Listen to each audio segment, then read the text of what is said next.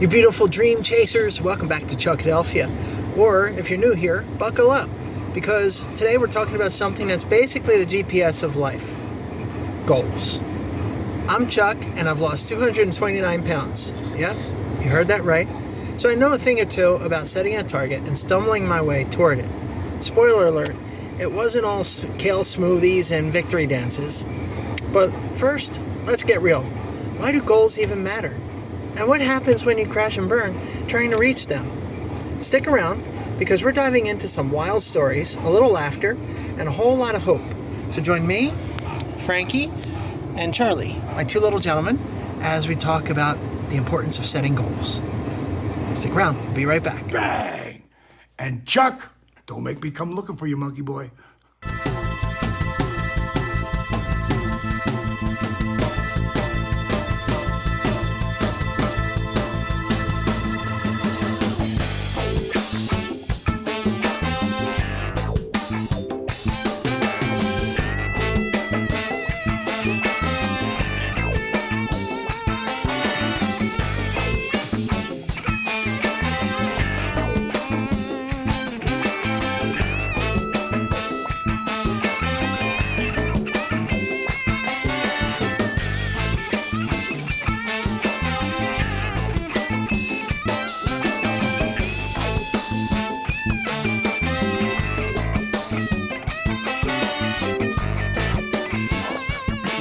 First off, goals are like that friend that drags you out of bed when you'd rather binge Netflix with a tub of ice cream.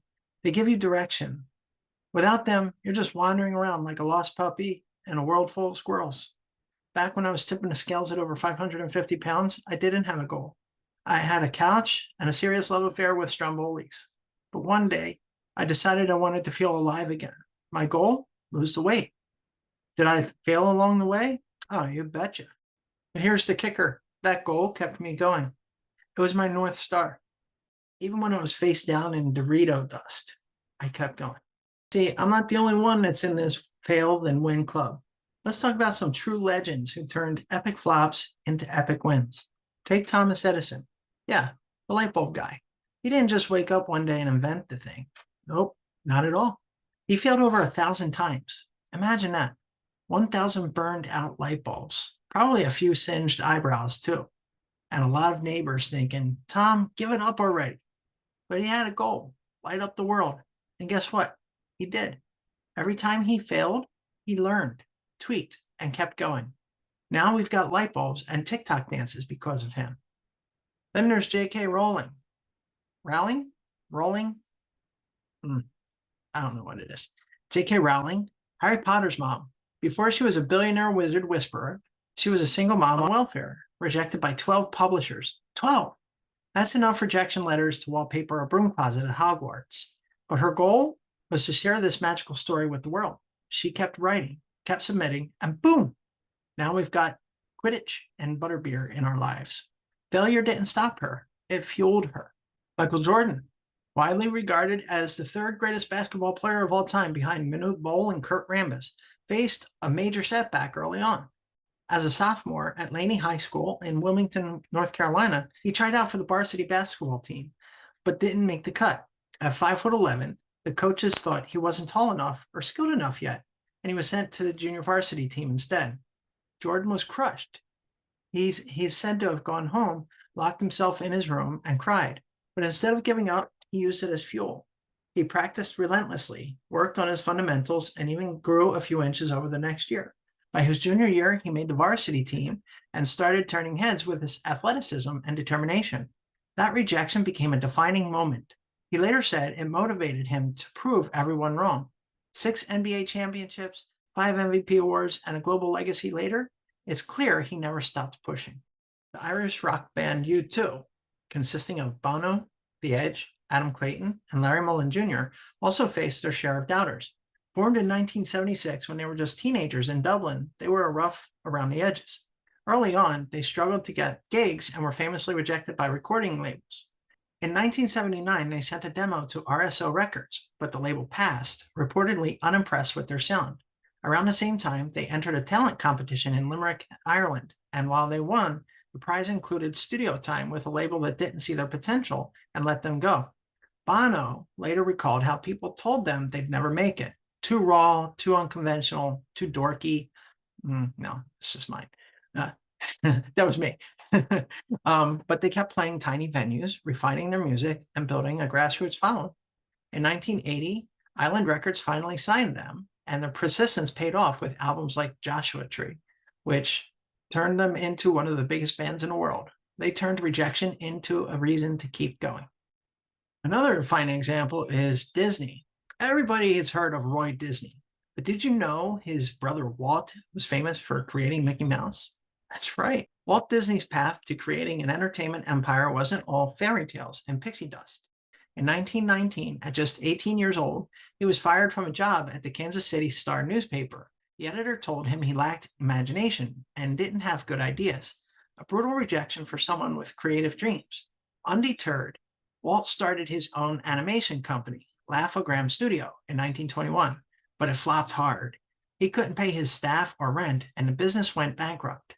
He was broke, sleeping in his office, and eating scraps. Most people would have quit, but Walt packed up, moved to Hollywood in 1923, and kept chasing his vision. He created Mickey Mouse in 1928 after losing the rights to an earlier character, Oswald the Lucky Rabbit, in a contract dispute. That setback forced him to innovate, and Mickey became the spark for Disney's massive success, theme parks, movies, and a legacy that's still growing and destroying other properties such as Star Wars, but that's for another video. Walt's story shows that failure didn't define him. It redirected him towards something bigger. And never, ever think that it's too late to start working toward your goals. Take former professional wrestler Diamond Dallas Page, for example. He didn't become a professional wrestler until he was 35 and a half years old. And he was met with failure, with injuries, firings, you name it. Take a listen to his story. My career took off when I was 40. And over that journey, I tore my rotator cuff and they fired me. And I had to wait a year to get my job back. Anything's possible. Just keep putting the work in. Live the dream. Keep focusing on what the goals are that you have. And every day, put something into it. Because never underestimate the power you give yourself by believing in you. Never underestimate it. So here's the truth, Bob. Every goal worth chasing comes with a side of failure. Michael Jordan missed the team. U2 got rejected by labels. Walt Disney was called unimaginative. I was called too sexy. So why do we act like failure is the enemy? It's not. It's the map to where you're going. It is a big part of your path. So why is it that failure is such an important part of reaching your goals? Well, for one thing, failure teaches you what works. Think about it. Jordan didn't make varsity because he wasn't ready yet. That rejection showed him where he needed to grind harder. Failure is like a coach. It points out your weak spots so you can level up. Without it, you're just guessing. Second, failure builds resilience. Walt Disney didn't just lose a job, he lost the whole company. But every time he got knocked down, he learned how to stand up stronger. Failure isn't a stop sign, it's a muscle. The more you flex it, the tougher you get. Third, it fuels the fire. U2 could have packed it in when labels said no. Instead, they played harder, wrote better, and proved the doubters wrong.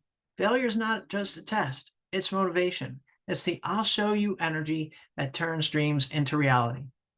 So the next time you fail, don't quit.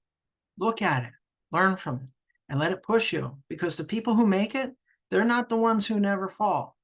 They're the ones who get back up and keep running towards something worth fighting for. Your focus on having something to work towards fits perfectly here. Failure isn't random. It's tied to the goal. Jordan wanted the varsity spot. U2 wanted the stage. Disney wanted to create.